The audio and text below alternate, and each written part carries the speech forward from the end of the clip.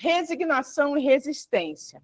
Hoje nós vamos estudar isso dentro do Evangelho, dentro da doutrina dos Espíritos, seguindo, né, o que Jesus nos ensinou na prática mesmo, que ele é o maior exemplo que a humanidade desse planeta ainda tem como referência, graças a Deus que é ele, né?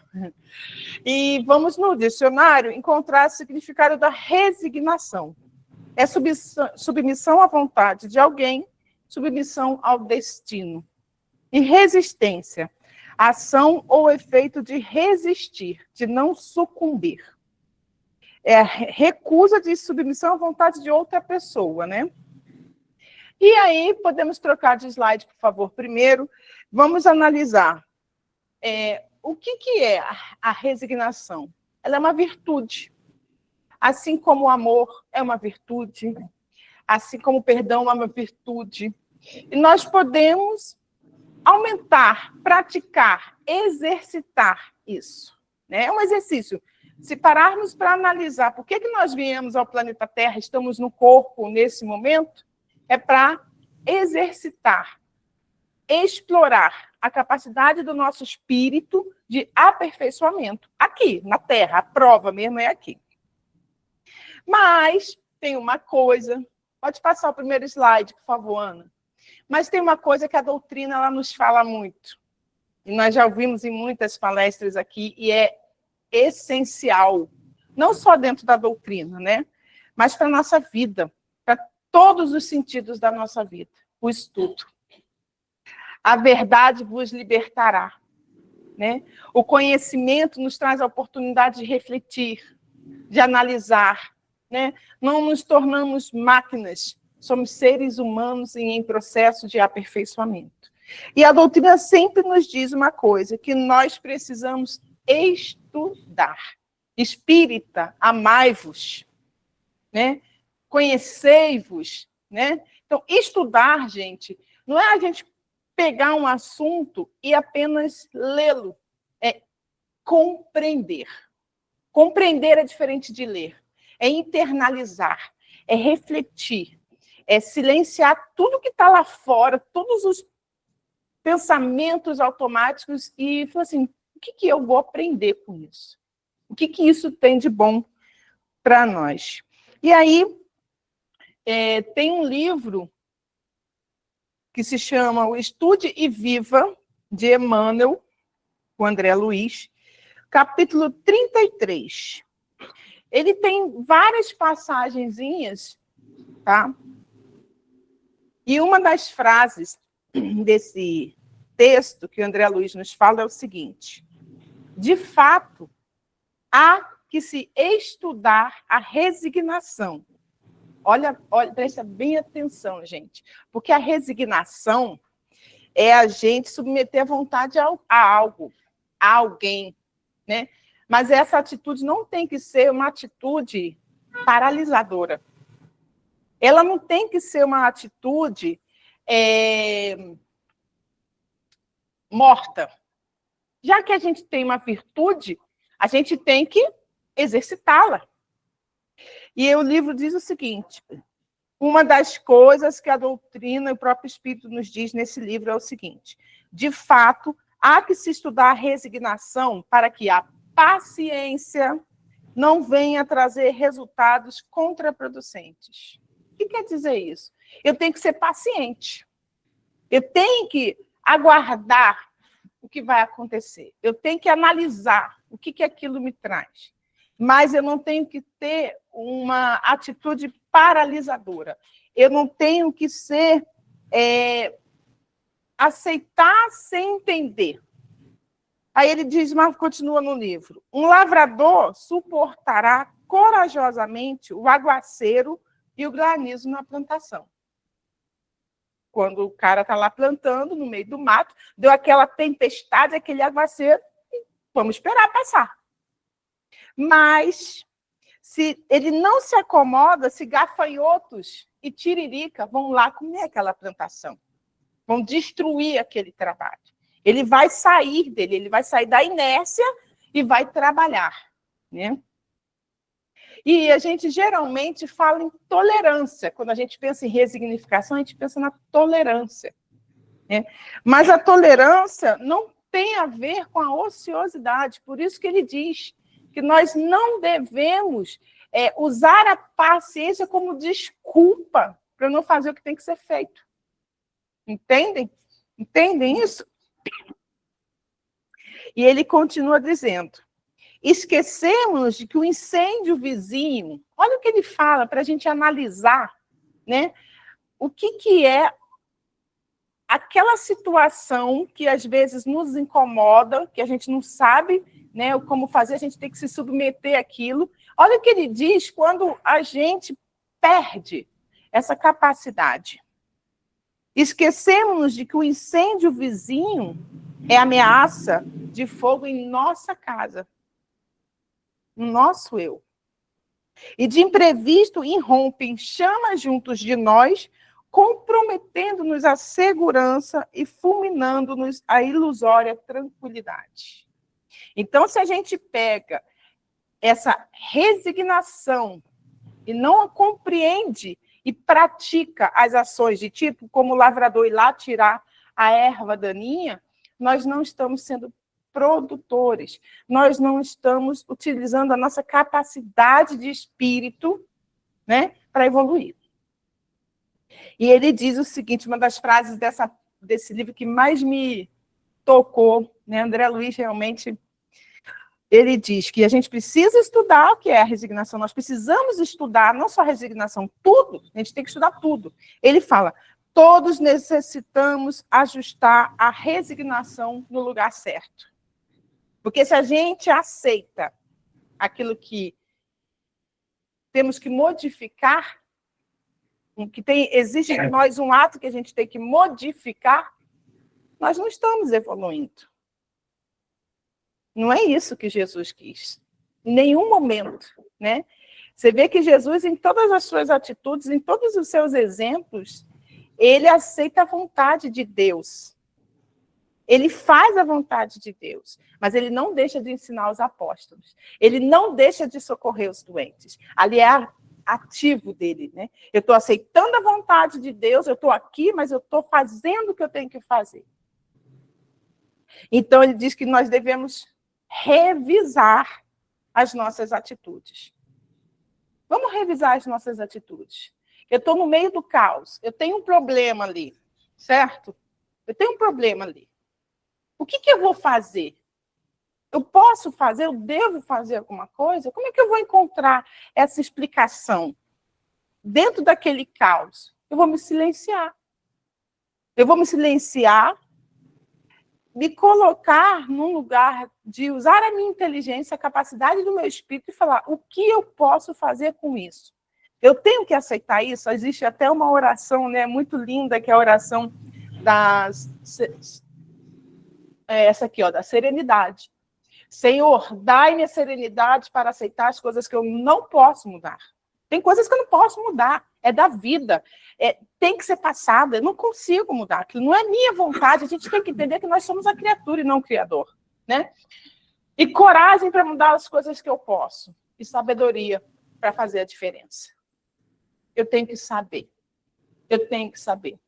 E ele diz uma outra coisa, né? Como a gente deve resistir. Porque eu acho que todos nós já ouvimos uma frase popular. Eu gosto muito de pegar os ditados populares porque ele tem uma cultura, tem um ensinamento ali, né? Em que ele diz o seguinte, não é o que acontece com a gente que nos define. É como nós refletimos a isso. Podem me derrubar e eu ficar no chão chorando e perder uma grande oportunidade de me transformar e me tornar melhor. Ou eu posso pegar essa dor e transformar em algo benéfico para mim e para todos que estão ao meu redor. Isso é a atitude ativa que nós devemos ter.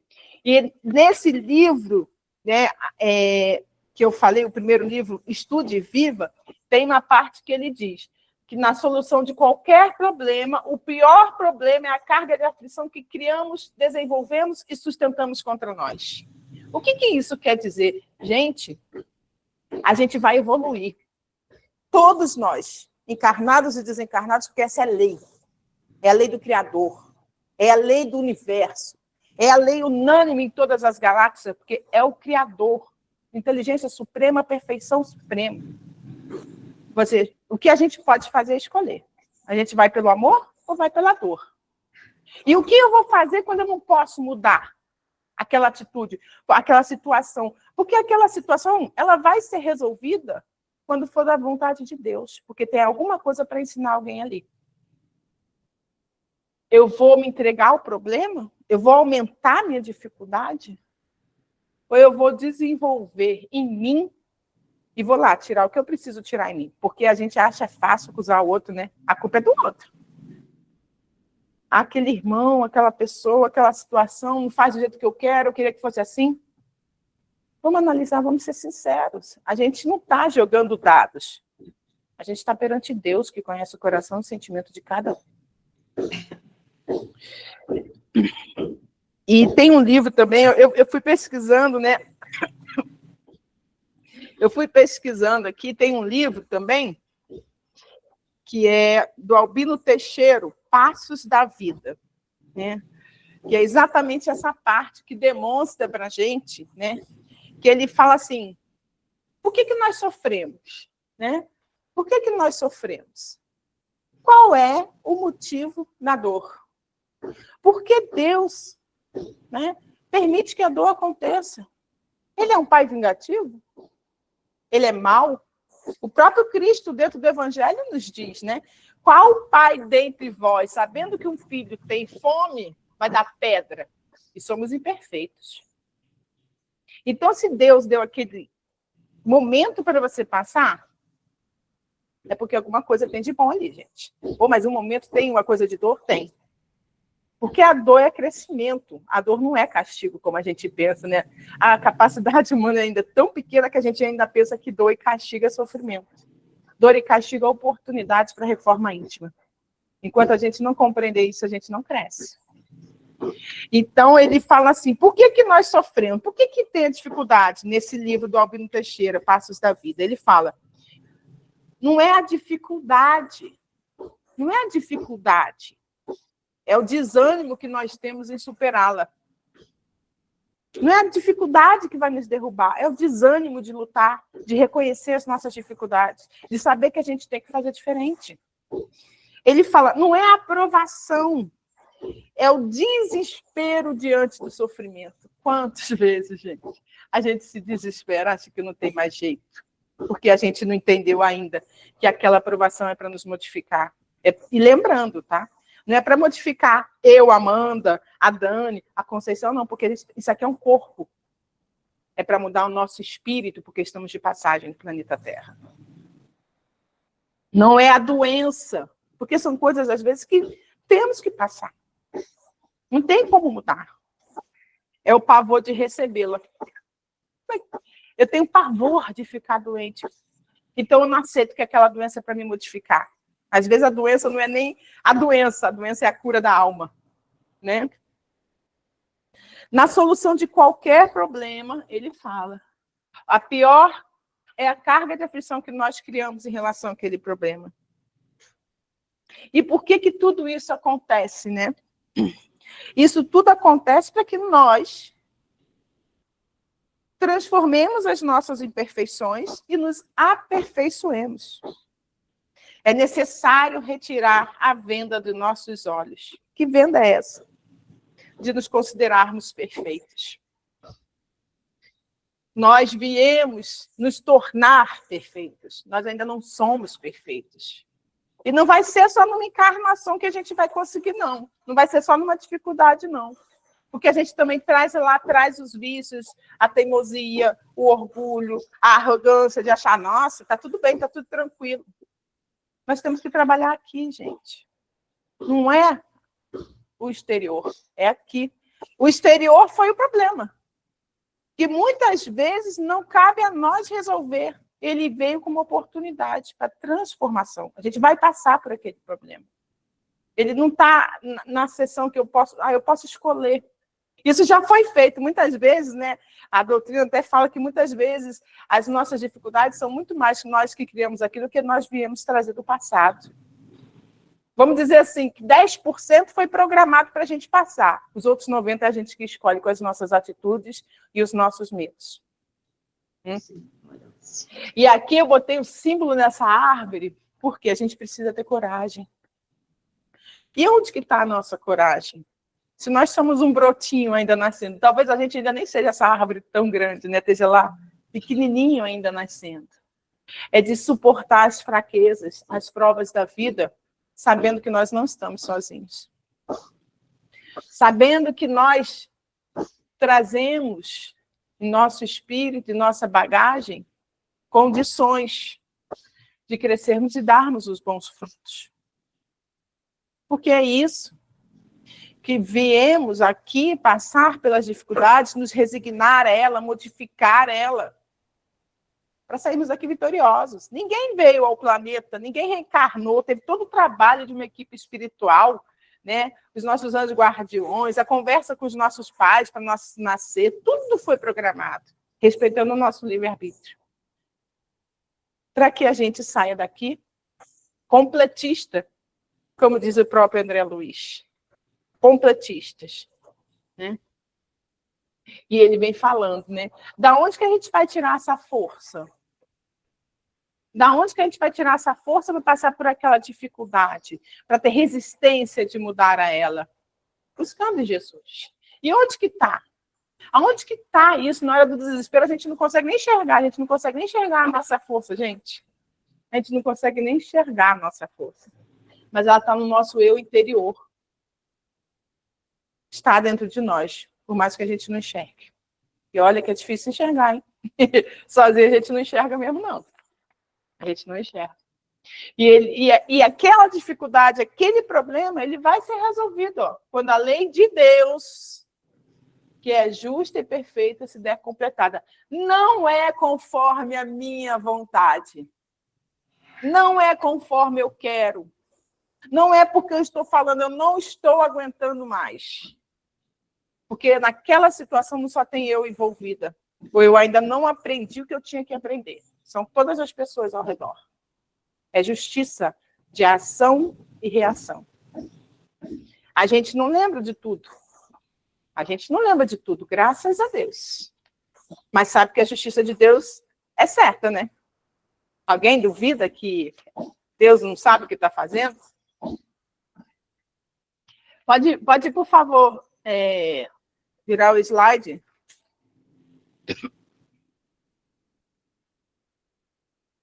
E como é que a gente vai fazer, né, para que a gente possa se modificar? Que na hora do desespero, eu nem acredito na minha força. A doutrina nos fala, antes da doutrina já falavam isso para a gente. Por isso que a doutrina manda a gente estudar, né? Conhece a si mesmo. Como é que eu vou modificar algo em mim se eu não entendi o que é? Conhecereis a verdade vos libertará. Mas a verdade que a gente deve olhar para dentro da gente, olhar, falar assim, essa é a minha dificuldade, essa é a minha sombra, é isso que eu tenho que mudar em mim. Quando a gente consegue enxergar isso, e Deus vai nos auxiliar para que a gente possa enxergar, é necessário que a gente revise as nossas ações. É necessário que a gente silencie o nosso ego. É necessário analisar se estamos sendo egoístas. É necessário analisar se nós estamos nos levando às impressões somente do planeta Terra, e se nós estamos esquecendo que somos espíritos, filhos de Deus. A resignação está na postura que nós tomamos perante a vida.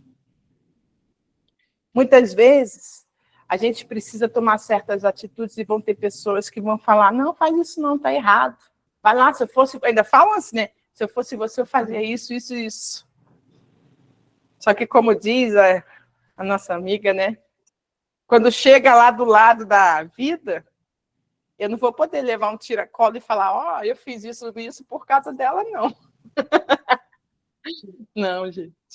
A gente vai responder pelas nossas escolhas e pelas nossas atitudes. Mas não devemos esquecer que a resignação é uma força que nós devemos trabalhar ela, para ela aumentar. Assim como o músculo, assim como a gente tem que ir para a academia, assim como a gente tem que tomar um remédio, né? Isso exige de nós ter o conhecimento íntimo, ter o reconhecimento que Deus é supremo, ter o reconhecimento que estamos no processo, reconhecer as nossas dores, o que aquilo quer nos ensinar. É muita coisa que a gente tem para aprender para achar que tipo, é só passar e pronto. Por que Deus... porque eu tinha que passar. Não, tem um significado maior. Tem uma coisa maior ali para aprender. Então, no Evangelho, segundo o Espiritismo, ele fala assim, ó, no capítulo 9, brandos e pacíficos, ele diz: toda resistência orgulhosa, cedo ou tarde, terá que ceder. Então, se eu estou sendo resistente por orgulho, pode ter certeza, eu não vou colher os bons frutos. Eu não vou colher os bons frutos. Porque não tem como eu dar frutos bons se eu não estou fazendo a vontade de Deus, estou sendo resistência orgulhosa. E não pedindo a resistência de suportar aquilo, da ajuda daquilo. Eu estou sendo teimosa, eu estou sendo orgulhosa no sentido que fala assim, eu sei o que eu quero, eu sei que está certo. Não, gente. Eu não vou dar bons frutos, porque toda a ação está aqui, ó. Toda resistência orgulhosa, cedo ou tarde, terá que ceder. Posso até não ceder naquele momento, mas eu vou colher também os frutos daquela consequência. E quais são os frutos que nós queremos colher quando a dor vem? Mais dor ou flores, perfumes, melhoras íntimas no meu espírito?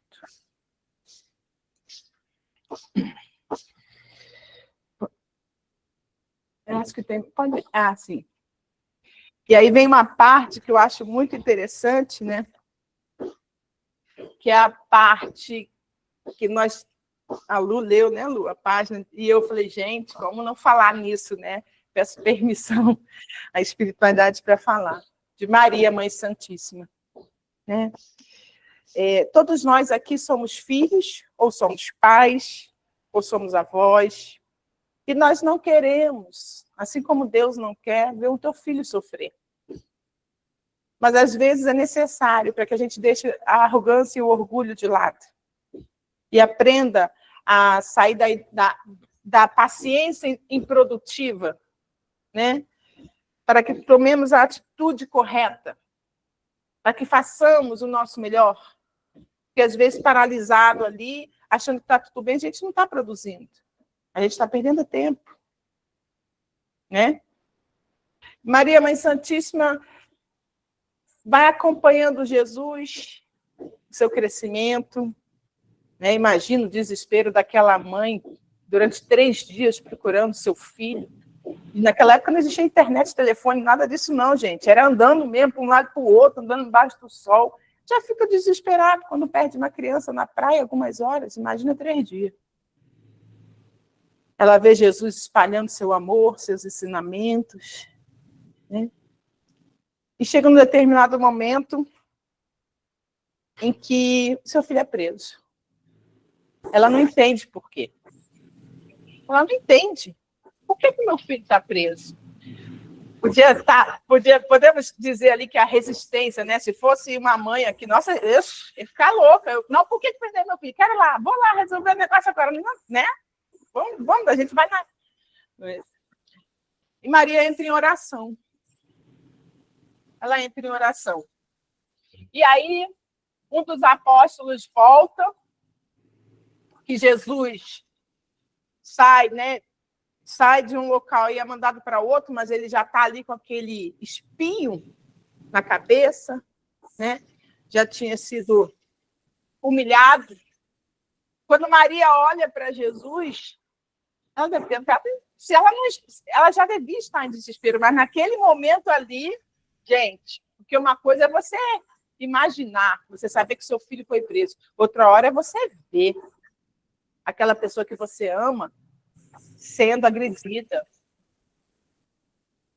Deve ter desmoronado. Deve ter, né, dentro da nossa condição humana, eu não estou falando assim condição humana, porque Maria tem uma qualidade muito espiritual muito maior que a gente. Mas naquela condição que você vê, a pessoa fica sem ação. E ela olha para Jesus e ela vê nos olhos de Jesus o quê? A resignação. Eu estou sofrendo, mas eu estou fazendo a vontade do meu Pai. E ela em oração. E aí vem esse grande exemplo do mestre, né, que ele é um exemplo assim, para a gente estudar. Eu acho que realmente a gente vai precisar de muitas encarnações para entender esse grande espírito, né? Jesus é crucificado. Maria, naquela dor, eu imagino que tenha sido uma dor sobrenatural, porque uma dor humana é uma coisa, mas ela, quando compreende que aquela dor é para ressignificar todo o valor da vida humana, porque está sendo feita a vontade de Deus, deve ter sido uma dor gigantesca, incalculável. E ela olha para Jesus. Jesus, no seu último momento, ainda fala: Pai, doa, porque eles não sabem o que fazem, nos dando ali a demonstração enorme, né, daquele amor, daquele sentimento. E ainda olha para o céu e fala: está consumado. Eu passei por toda a dor, demonstrei tudo o que eu tinha que demonstrar, porque eu estou fazendo a vontade do meu Pai. E Maria, naquele momento ali, naquela dor, ela se transforma, porque ela se transforma na mãe de todos nós. E se torna a mãe de todos nós, a partir daquela dor. Então, ela ressignificou. Ela compreendeu dentro daquela dor que aquilo tinha que ser transformado para socorrer aos outros. Tanto que hoje, até hoje, a Falange de Maria, Mãe Santíssima, socorre a milhares dos irmãos em condições muito, muito ruins. Porque ela deixou de pensar naquela dor do filho e pensou na dor de todos os outros filhos. Olha que exemplo de transformação na dor. E é isso que nós temos que fazer. Não olhar só para a circunstância da dor. O que está acontecendo? Por que eu estou sentindo essa dor? O que eu tenho que aprender com isso? O que eu preciso mudar em mim? É o que ele diz. Não é a dificuldade, não é o problema. É a coragem de usar aquilo para ver o que eu preciso fazer para mudar em mim. E aí, essa parte aqui, né, eu botei porque é uma outra passagem de Jesus que mostra muito a ressignificação. Quando ele está lá, né, fazendo chama os 3 apóstolos e vai para o Monte das Oliveiras para fazer a oração final. Ele estava sentindo muita tristeza. Ele sentia muita tristeza. Eu acho que ele sentia tristeza porque ia deixar os apóstolos, né? Porque ele preparou os apóstolos ali, mas ele ia deixar, né? E também porque ele ia passar por uma prova muito dura. Gente, não é só a prova da emoção, era a prova física. Ele ia derrubar o seu sangue para que nós não precisássemos mais fazer os sacrifícios. E aí, nesse momento de dor, né, eu acredito que ele Teve aquela passagem da Bíblia, né, que teve o pai que levou o próprio filho para seu sacrifício, né, do cordeiro. E antes de realizar aquilo, Deus aparece e fala, não precisa. E Jesus fala, Pai, se for da tua vontade, como você fez com, acho que é Abraão, né? Acho que é Abraão. Abraão, né? Faça comigo, porque eu estou com medo. É muita dor. E depois também, naquele momento, ele sai, eu acho essa passagem muito linda, que ele sai daquele momento de dor dele, é muito ensinamento, gente. É muito ensinamento para a gente aprender como ter resignação, o que é resignação necessária para a gente.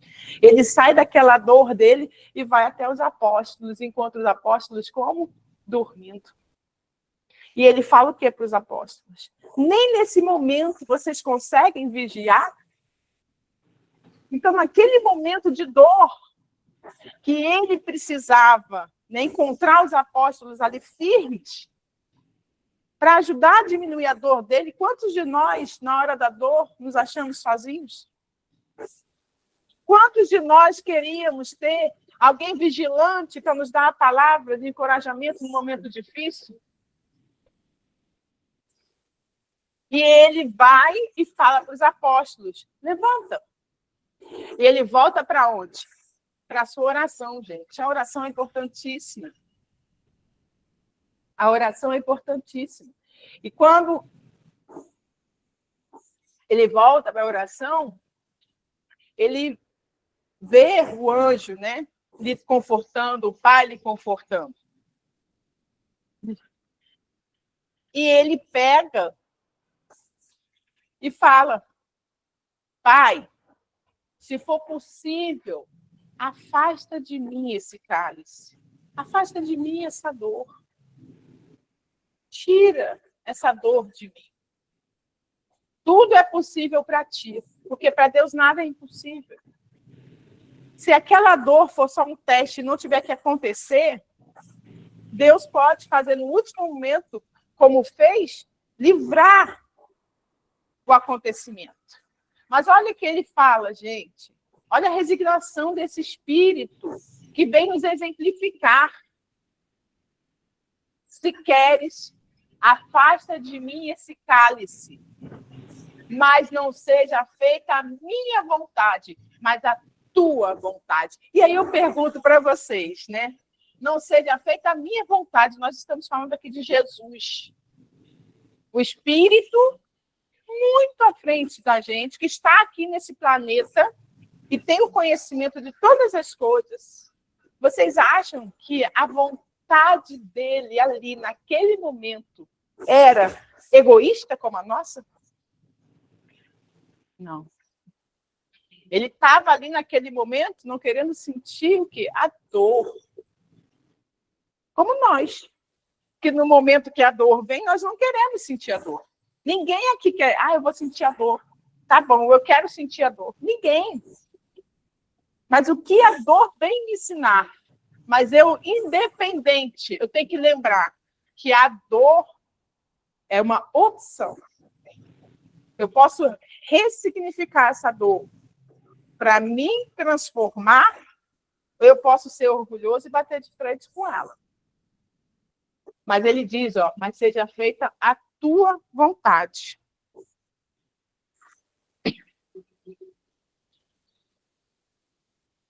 Então, a gente tem que fazer o seguinte, pessoal.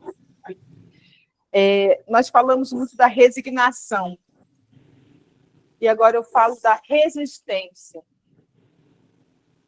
Nos momentos da dor, muitas vezes a gente perde a nossa capacidade de pensar. Nós estamos na carne, somos espíritos. Estamos em evolução. Apesar de estarmos aqui, nesse corpo agora, nós temos a necessidade do pão, nós temos a necessidade dos amigos, dos familiares, mas a gente tem que ter muito na mente que nós não somos só o aqui e agora. Que nós vamos passar. Mas nós viemos para cá com um propósito. E esse Pai que nos permitiu passar por essa dor, o propósito dele é que a gente cresça e não precise mais passar por ela. Até porque dentro da doutrina diz uma coisa muito interessante. Quando você adquire uma coisa, você não perde. Quando você realmente adquire a virtude da resignação, você não a perde. Você faz o que tem que ser feito, como na oração da serenidade. Pede coragem e sabedoria, mas você não foge. Porque você sabe que, além da tua vontade, existe uma vontade muito maior do que a sua e que tem a visão muito maior do que eu aqui agora, que é a vontade de Deus, nosso Pai. Então, vamos pedir que nós tenhamos a resistência não para sucumbir, não para a teimosia, para o orgulho, mas que nós tenhamos a resistência de aceitar a vontade de Deus, não como castigo, mas como oportunidade para o nosso crescimento.